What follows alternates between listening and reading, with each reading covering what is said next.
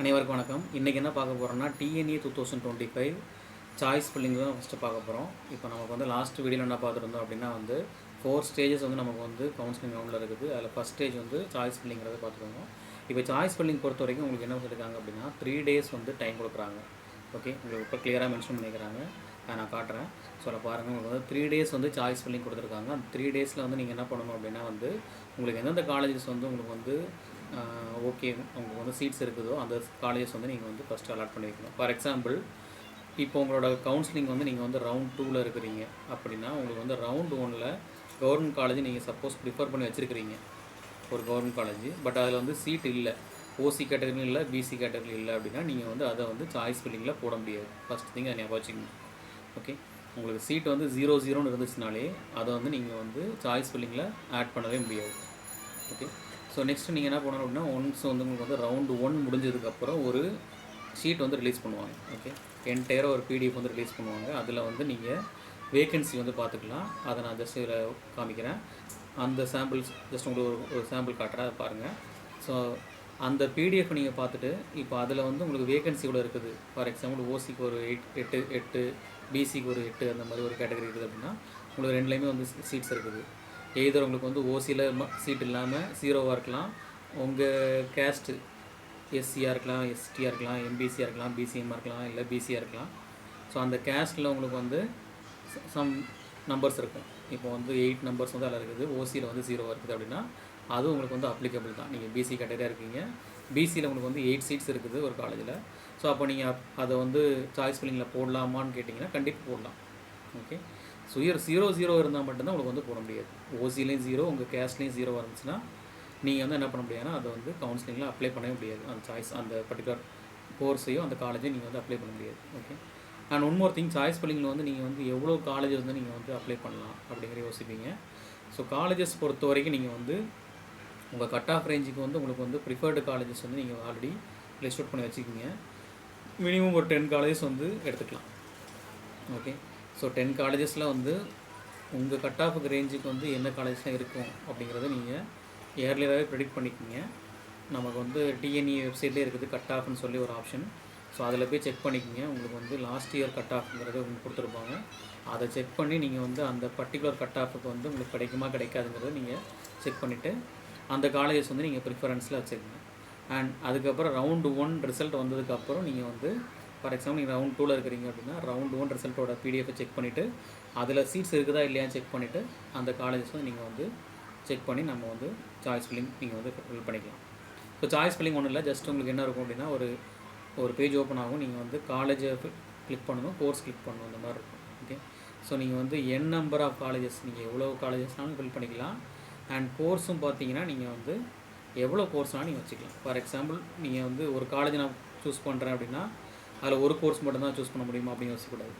ஒரு காலேஜில் 5 கோர்ஸ் இருக்குது அப்படின்னா நீங்கள் 5 கோர்ஸும் நீங்கள் வந்து உங்களுக்கு வந்து ப்ரிஃபரன்ஸ் அப்படின்னா 5 கோர்ஸும் ப்ரிஃபர் பண்ணிக்கலாம். சாய்ஸ் ஃபில்லிங்கிறது உங்களுக்கு ப்ரிஃபரன்ஸான கோர்ஸை போடுறது தான் choice filling. And one more thing, எப்போவுமே சாய்ஸ் ஃபில்லிங் பொறுத்த வரைக்கும் ஃபஸ்ட்டு போடுற ஆப்ஷன் வந்து நீங்கள் வந்து ப்ராப்பராக போடணும்.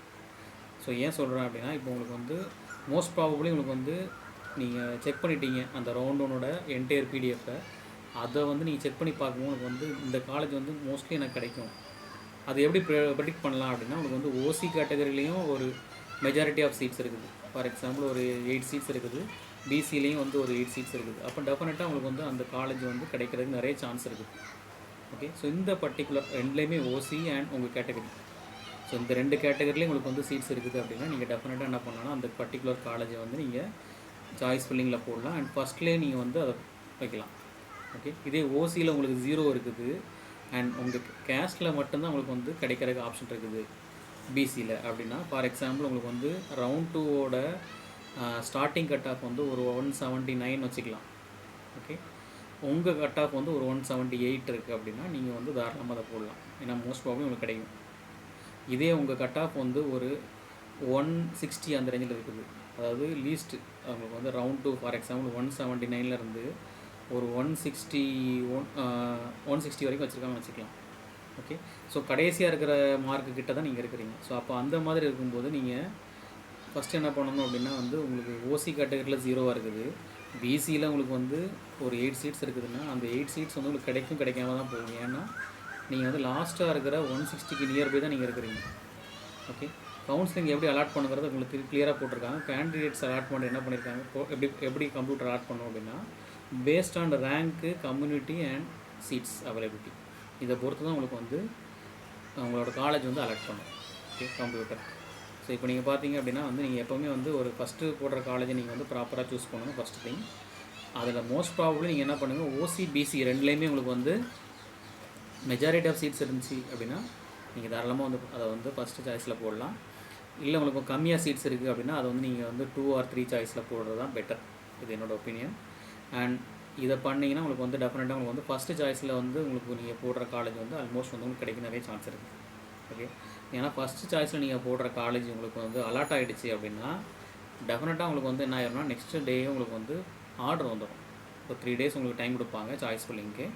4th day உங்களுக்கு வந்து அலாட்மெண்ட் ஆர்டர்னு ஒன்று வரும். ஸோ இப்போ நீங்கள் ஃபஸ்ட்டு போட்ட காலேஜ் வந்து அலாட் ஆகிடுச்சு அப்படின்னா நீங்கள் எஸ்ஆர் நோங்கிற ஆப்ஷன் மட்டும்தான் கேட்கும். அதில் நீங்கள் எஸ் கொடுத்தீங்கன்னா நெக்ஸ்ட் டேயே உங்களுக்கு வந்து ப்ரொவிஷனல் ஆர்டர் கையில் வந்துடும். ப்ரொவிஷனல் ஆர்டர் வந்து கன்ஃபர்மேஷன் ஆர்டர். அதுக்கப்புறம் நீங்கள் என்ன பண்ணுவீங்கன்னா நேராக போய்ட்டு காலேஜஸில் போய்ட்டு ஜாயின் பண்ணுவீங்க. இதுதான் ஆக்சுவல் ப்ரொசீஜர். ஓகே, ஸோ இந்த ரீசன்னால என்ன சொல்கிறேன்னா ஃபஸ்ட்டு சாய்ஸ் வந்து நீங்கள் வந்து ப்ராப்பராக போகணும். இதே நீங்கள் செகண்ட் சாய்ஸ் போட்டிங்க, ஃபார் எக்ஸாம்பிள் உங்களுக்கு வந்து ஃபஸ்ட் சாய்ஸ் கிடைக்காம அடுத்த ஆப்ஷன் போகுது அப்படின்னா என்ன ஆகுனா, கம்ப்யூட்டர் வந்து ஒவ்வொரு ஆப்ஷனாக பார்க்கும். 2nd, 3rd, 4th இந்த மாதிரி ரேங்க் பேஸில். இது உங்களுக்கு வந்து 2nd கிடைக்கலாம், 3rd கிடைக்கலாம், அந்த மாதிரி உங்களுக்கு வந்து எந்த காலேஜ்னாலும் கிடைக்கலாம். பட் வந்து ஃபஸ்ட் ஆப்ஷன் நீங்கள் கரெக்டாக போட்டிங்க, உங்களுக்கு வந்து அது மட்டும் ப்ராப்பராக இருக்குது. சீட்ஸ் வந்து உங்களுக்கு வந்து ஓசிலையும் இருக்குது, உங்கள் கேட்டகரியிலே இருக்குது அப்படின்னா டெஃபினட்டாக உங்களுக்கு என்ன ஆயிரும்னா அது கிடைக்கிற நிறையா ப்ராபபிலிட்டி இருக்கும். ஸோ ஆட்டோமேட்டிக்காக உங்களுக்கு அது அலாட் ஆகிடுச்சுன்னா வந்து டேரெக்டாக ஆர்டரே கிடச்சிடும். ஓகே, ஸோ இதனால் நீங்கள் என்ன பண்ணணும், ஃபஸ்ட்டு திங் வந்து சாய்ஸ் ஃபில்லிங் பொறுத்த வரைக்கும் உங்களுக்கு வந்து நீங்கள் வந்து ஃபஸ்ட்டு சாய்ஸ் வந்து ப்ராப்பராக போடுங்க. ஓகே, அண்ட் காலேஜஸை பொறுத்த வரைக்கும் நீங்கள் வந்து டைரெக்டாக கூட விசிட் பண்ணுங்கள். உங்களுக்கு வந்து ப்ரிஃபர்டு காலேஜஸ் வந்து நீங்கள் வந்து லிஸ்ட் அவுட் பண்ணி வச்சுருப்பீங்க. அந்த இப்போ நமக்கு டைம் இருக்குது. இப்போ நீங்கள் கிட்டத்தட்ட வந்து June 27 உங்களுக்கு வந்து ரேங்க் லிஸ்ட் ரிலீஸ் பண்ணுறாங்க. அண்ட் 6th அப்புறம் தான் வந்து உங்களுக்கு வந்து கவுன்சிலிங் ஸ்டார்ட் ஆகும். ஸோ இந்த மீன் கேப்பில் நீங்கள் வந்து என்ன பண்ணணும்னா டைரெக்டாக உங்களுக்கு ப்ரிஃபர் பண்ணுற காலேஜஸ் நேராக போய் விசிட் பண்ணுங்கள். அதோட ஃபீஸ் ஸ்ட்ரக்சர் எல்லாமே நீங்கள் வந்து கலெக்ட் பண்ணிவிட்டு உங்களுக்கு எது ஃபேவராக இருக்குது, உங்களுக்கு வந்து எது ஃபீஸிபிளாக இருக்குங்கிறத நீங்கள் வந்து டிசைட் பண்ணிக்கலாம். ஓகே, ஸோ அப்போ தான் உங்களுக்கு என்ன பண்ணணும் அப்படின்னா நீங்கள் சாய்ஸ் ஃபில்லிங் போடும்போது ப்ராப்பராக இருக்கும். இல்லை நீங்கள் வந்து டைரெக்டாக அந்த காலேஜுமே நீங்கள் போய் பார்க்காம நீங்கள் சாய்ஸ் ஃபில்லிங்கில் மட்டும் போட்டுட்டு அப்புறம் அதுக்கப்புறம் நீங்கள் அந்த காலேஜுக்கு போகும்போது உங்களுக்கு என்ன ஆகும்னா அந்த காலேஜில் வந்து டிரான்ஸ்போர்ட் நீங்கள் ஒரு பஸ்ஸில் நீங்கள் போகிறீங்க அப்படின்னா அங்கேருந்து எவ்வளோ தூரம் ரொம்ப தூரம் போகிற மாதிரி இருந்துச்சு, இல்லை காட்டுக்குள்ளே இருக்குது, ரொம்ப டிஸ்டன்ஸில் இருக்குது, அந்த மாதிரி லேட்டராக தெரிஞ்சுன்னா அது வந்து உங்களுக்கு தான் கஷ்டம்.